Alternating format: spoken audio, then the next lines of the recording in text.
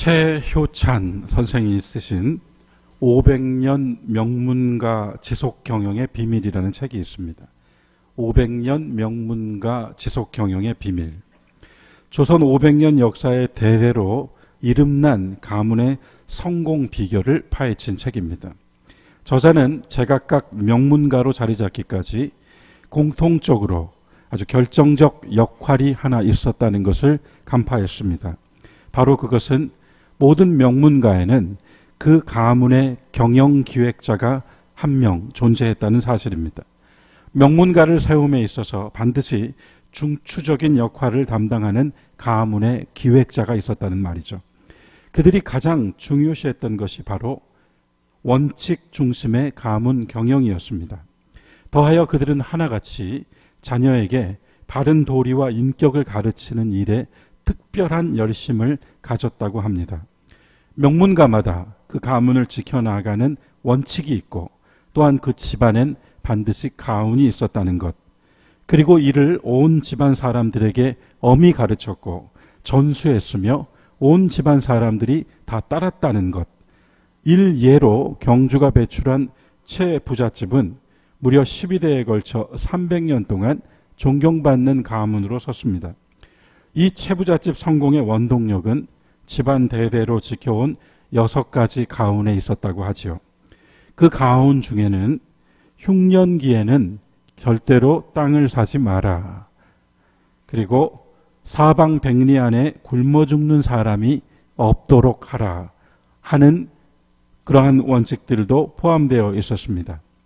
이런 원칙과 가훈이 있고 또한 이를 자랑스럽게 생각하는 가족들이 있으며 이것을 지키고자 노력했기 때문에 식구들이 눈앞의 이익을 따라 가벼이 처신하지 않았고 모든 사람들에게 300년 이상 존경을 받았다는 이야기죠.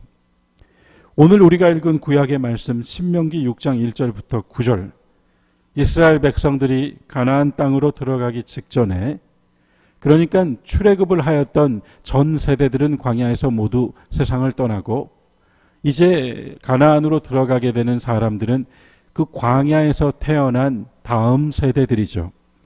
바로 이들에게 하나님께로부터 직접 말씀을 받았던 모세가 예전에 받았던 그 율법을 설교하듯 설명해 준 책이 신명기입니다. 모세는 지나온 발자취를 확인시켜주며 하나님의 말씀과 계명을 설명해 줍니다. 그리고 오늘 읽으신 6장 4절 이하의 말씀을 쉐마라고 하죠. 이스라엘은 지금까지 그 민족 전체 그리고 나라 전체의 원칙과 어떤 유훈으로서 이 쉐마를 지키고 있습니다. 쉐마 4절은 이렇게 시작합니다. 이스라엘아 들으라. 아무리 좋은 교훈도 듣지 않고 지키지 않으면 무용지물이죠. 히브리어에서 듣는다라고 하는 말은 지킨다, 순종한다라고 하는 의미가 함께 들어 있습니다. 잘 들어야지 알미 생기고 알미 있어야지 분별할 수 있죠. 분별이 있어야만 그 행동에 실수가 없고 그 행동의 결과 또한 내 것이 될 수 있습니다. 그것은 다만 세상의 지혜로서가 아니라 모든 이치가 그러할 것이고 하나님 말씀에 대해서는 더욱 그럴 것입니다. 그래서 하나님은 한 나라, 한 민족, 더 나아가 모든 믿는 사람들에게 주시는 그 원칙의 시작을 들으라 하셨습니다.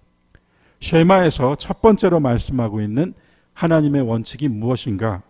4절은 이렇게 증거합니다. 우리 하나님 여호와는 오직 하나인 여호와이시다입니다.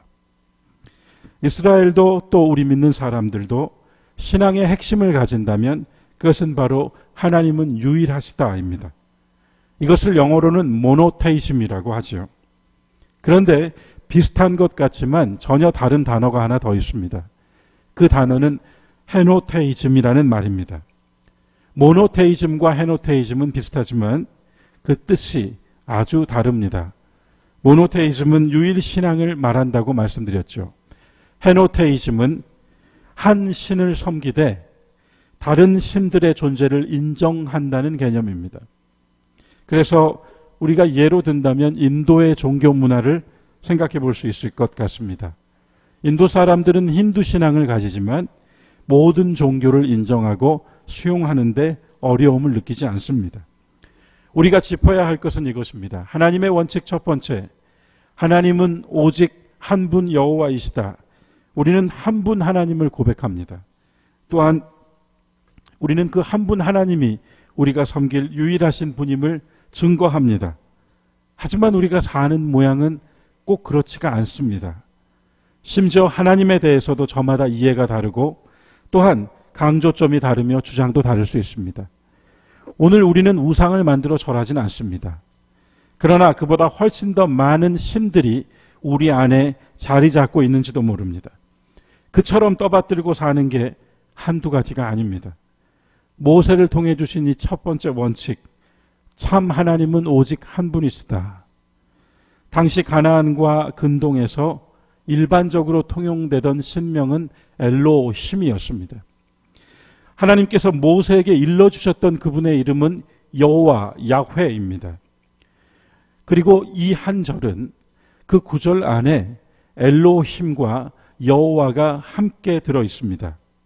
말인즉 무엇을 하든지 누구를 섬기든지 엘로힘, 우리가 드러나든 은밀하든 엘로힘이라 여기며 사는 그 모든 것들 가운데 오직 하나님은 여호와이시다라고 선포하고 있습니다. 오늘 우리가 유대인, 유대교와 다른 하나는 바로 이 하나님 여호와께서 땅으로 오신 예수 그리스도라고 확신하는 것입니다. 우리는 예수 그리스도를 통하여 하나님을 보았다는 증인, 증언들을 이어받았고 또한 예수 그리스도에게서 하나님의 말씀의 모든 것을 발견합니다. 우리 몸의 눈은 하나이지만 실은 마음의 눈, 생각의 눈은 여럿일 수 있습니다. 실제로 우리는 여러 개의 눈을 가지고 삽니다. 우리는 사람을 대함에 있어서도 두 개의 눈, 세 개의 눈일 수 있습니다. 나와 내 가족과 내 자녀와 친구를 보는 눈과 거기에 속하지 않은 다른 사람들을 보는 눈이 다를 수 있습니다. 이것은 일반적이지만 매우 중요한 성찰이 될 것 같습니다. 우리의 눈이 단일해져야 한다는 것. 예수께서 우리에게 비둘기같이 순결하라고 하신 것은 다만 비둘기의 상태와 행동을 말하고 있는 것이 아니라 비둘기의 시선을 말하고 있습니다. 비둘기는 시선을 오직 하나밖에 두지 못한다고 합니다. 하나의 눈을 사용하라 하신 것이죠. 오늘 읽으신 히브리서 말씀은 이러므로 우리에게 구름같이 둘러싼 허다한 증인들이 있으니 모든 무거운 것과 얽매이기 쉬운 것을 죄를 벗어버리고 인내로서 우리 앞에 당한 경주를 하며 믿음의 주요 또 온전하게 하시는, 여기서 온전하게 하시는은 완성하시는, 믿음의 시작이시고 완성하게 해주시는 예수를 바라보자 했습니다. 그분은 그 앞에 있는 기쁨을 위하여 십자가를 참으사 부끄러움을 개의치 아니하시더니 하나님 보좌 우편에 앉으셨느니라. 여기서 말씀은 우리의 믿음의 시작이고 믿음의 끝이 예수이며 이 예수님을 바라보라고 권합니다. 그리스도께서도 오직 하나의 눈을 가지고 사셨습니다. 그 하나의 시선으로 대하셨습니다. 죄인도 또한 그 어떤 이도 하나의 시선으로 만나셨습니다. 그 앞에 있는 기쁨만을 보셨습니다. 그래서 십자가를 참을 수 있었습니다. 또한 어떤 수치도 부끄러움도 그 앞에 있는 기쁨을 보는 단일한 시선으로 말미암아 개의치 않았다고 했습니다. 누구든지 예수로 말미암지 않고는 아버지께로 올 자가 없느니라. 이 말씀처럼 거짓 하나님, 유사품, 변제품 우리는 속아서는 안 됩니다. 왜 쉐마가 이렇게 시작되었는가? 장차 들어가게 될 가나안 땅은 다른 세상입니다. 거기는 광야와는 다릅니다. 광야가 히브리어로 미드바르입니다. 여기서 바르라고 하는 말은 말씀인데 미드라고 하는 말이 함께 붙여져서 미드바르가 되었습니다. 놀라운 것은 이 광야라고 하는 히브리어가 단지 모래땅 사막길이 아니라 하나님의 말씀을 듣는 장소라는 뜻을 가지고 있는 것입니다. 하나님의 말씀을 듣는 장소.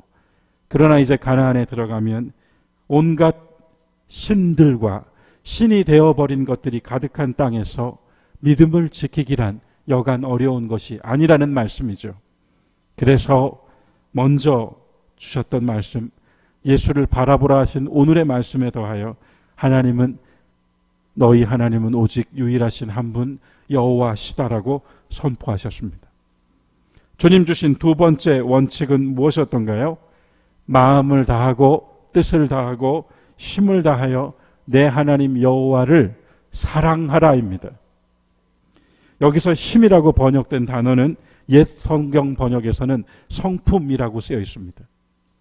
그러니까 말이나 행동이나 태도나 자세나 그 모든 것으로 하나님을 먼저 사랑하라고 권하셨습니다. 예수님도 신구약 전체를 통하여서 크고 제일 가는 계명은 하나님을 사랑하고 이웃을 사랑하는 것이라 하셨습니다. 그분이 한 분이시라는 것을 깨달은 사람이라면, 믿고 보게 되었다면 그 다음 해야 할 일은 마음을 다하고 뜻을 다하고 성품을 다하여 사랑하라고 하신 말씀입니다. 어느 목사님이 이런 간증을 하셨습니다. 그 목사님은 기도할 때든 봉사할 때든 무엇을 할 때든 어떤 것을 할 때든 먼저 하나님을 향한 자신의 마음을 확인하고 시작한다고 합니다. 그러면서 그분이 그 방법으로 사용하고 있는 것을 들려주셨습니다. 기도하기 전에, 봉사하기 전에, 다른 어떤 일을 하기 전에 먼저 하나님 아버지, 하나님 아버지, 하나님 아버지 라고 3번 불러본다고 합니다. 그때 그 목사님의 마음에 뭉클해지고 뜨거워지는 것이 없으면 잠시 멈추고 자신이 뭔가 영적으로 지금 문제가 있다라고 생각한다, 이리 간증했습니다. 저도 홀로 기도할 때 기도하기에 앞서서, 아니 그 기도의 문을 예수 그리스도를 부르는 것으로 합니다.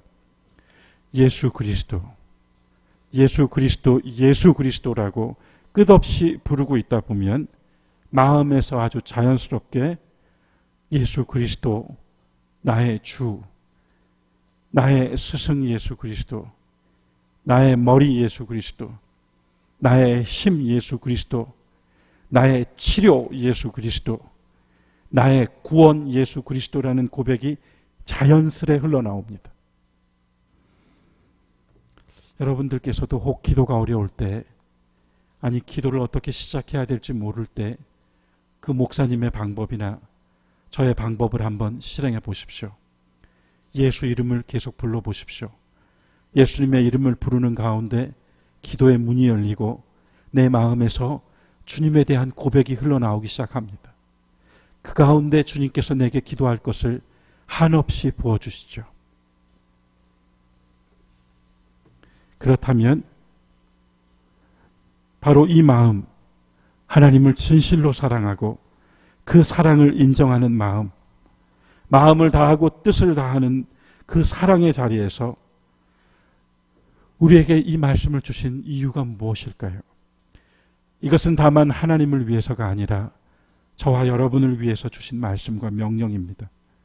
진실로 사랑하는 사람은 그 사랑으로 말미암아 참을 수 있고 그 사랑으로 말미암아 인내할 수 있으며 절제할 수 있습니다. 감사할 수 있습니다. 어려움과 시련을 대해서도 그것을 이겨낼 수 있는 힘이 나옵니다. 사도 바울이 로마서 8장을 통해 분명히 증거했지 않습니까? 그러나 이 모든 일에 우리를 사랑하시는 분으로 말미암아 우리가 넉넉히 이기느니라. 여러분, 왜 어려워졌습니까? 왜 어두워지셨습니까? 왜 막히셨습니까? 그것은 어쩌면 내 안에 사랑이 식어버렸기 때문입니다. 내 안에 첫 마음이 식어버렸기 때문입니다. 내 안에 그 겸손했던 서약이 식어버렸기 때문입니다. 내 안에 사랑이 식으면 모든 것이 다 얼음이 되어버립니다. 쉐마를 통해 주신 하나님의 원칙, 나는 유일한 하나님이다. 마음을 다하고 뜻을 다하고 힘을 다하여 사랑하라 하신 말씀에 이어주신 6절은 하나님의 말씀을 마음에 새기라는 것입니다. 마음에 새기라. 세상에서 사람들이 사랑을 표현하는 방법은 다양합니다. 보이지 않는 하나님을 사랑하는 방법으로 주신 이 말씀을 기억해 주십시오. 하나님의 말씀을 마음에 새기라. 마음에 새긴다는 것은 단지 듣고 읽고 배우는 것이 아닐 줄 압니다. 지워지지 않도록, 잊혀지지 않도록 간직하고 또한 그 흔적을 가지고 사는 것이죠. 다만 이것을 생각합니다. 우리는 진정 사랑한다면 어떤 말도 쉽게 듣지 않습니다. 제가 부끄러운 이야기입니다만 고등학교 다닐 때 연애 편지를 굉장히 잘 썼습니다. 그래서 저희 학교 학생들은 다 제게 연애 편지를 써달라고 부탁했습니다. 저희 학교가 3학년이 1반부터 12반까지 있었는데 어찌 소문을 들었는지 하여튼 기어이 저한테 와서 연애 편지를 써달라고 부탁을 합니다. 80년대에는 분식집이 500냥 하우스가 많았습니다. 모든 그 요리들이 다 500원이었죠. 그래서 현금 500원 또는 500냥 하우스에서 사주는 분식을 받는 조건으로 편지를 써줬습니다. 한 번은 12반에 있는 친구가 왔습니다. 입학해가지고 지금까지 좋아하는 여학생이 있었는데 이제 3학년이 되어서 편지라도 한번 써보고 거절을 당하더라도 당하겠다. 편지를 좀 써달라고 부탁했습니다. 저는 지금 생각하면 아주 유치한 나뭇잎이 뭐 이런 걸로 시작하는 그런 고마워하며 편지를 가지고 갔습니다. 그리고 며칠 후에 이 친구가 아주 그 예쁜 꽃 봉투를 하나 들고 다시 제게 왔습니다. 답장을 받았습니다. 그런데 제가 쓴 편지니 같이 보는 게 좋겠다고 가지고 온 것입니다. 둘이 경건한 마음으로 봉투를 열었습니다. 답장은 한 줄이었습니다. 편지 잘 받았습니다. 공부 열심히 하세요. 사실 저는 너무 실망했습니다. 제가 온 힘을 다해서 모든 낭만을 다 담았는데 한 줄짜리 답장을 받아서 실망스럽더라고요. 그런데 그 친구는 아니었습니다. 친구는 편지 잘 받았습니다라는 말에 감동했습니다. 거절당하지 않았다는 사실에 진짜 기뻐했습니다. 편지를 읽어줬고 이렇게 한 줄이라도 답장을 해준 것이 좋은 신호라고 했습니다.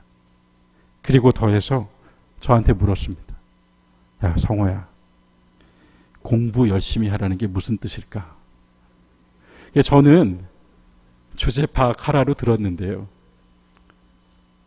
이 친구는요, 그 구절에서 메시지를 얻었습니다. 그리고는 나 이제부터 진짜 공부 열심히 할 거다. 이거 대학 가서 보자는 거다. 한 줄 답장이요. 저는 실망을 했는데 그 여학생을 너무나 좋아했던 이 친구는 그 답장에서 감동도 하고 앞으로 살아갈 이유도 발견했습니다. 사명을 얻었습니다. 그와 같이요. 우리들도 한번 생각해 봅니다. 진정 사랑한다면 그 한 줄에도 의미를 부여하는 것이 사람 마음일 텐데 하나님 말씀이요. 내가 너와 함께 한다고 하는 하나님 말씀이요. 그리스도로 말미암아 이긴다고 하신 하나님 말씀이요. 그리스도로 말미암아 살았다고 하시는 하나님 말씀이요. 이 말씀이 왜 우리 마음에 그리 새겨지기 어려울까요? 주님께서는 그분의 자녀된 모든 사람들에게 주신 이 원칙들을 통하여 우리를 살게 해주시고자 했습니다. 그리고 마지막 이 쉐마의 7절은 내 자녀에게 부지런히 가르치라입니다. 집에 있든지 길을 가든지 누워 있든지 일어나든지 이 말씀을 가르쳐 주라. 다만 우리에서 끝나는 것이 아니라 가르쳐 전하라고 하셨습니다. 자녀들에게 이것만큼은 분명히 해두라고 하셨습니다. 무엇을 하든지 하나님께서 주신 이 당부를 지켜나가게 하라고 했습니다.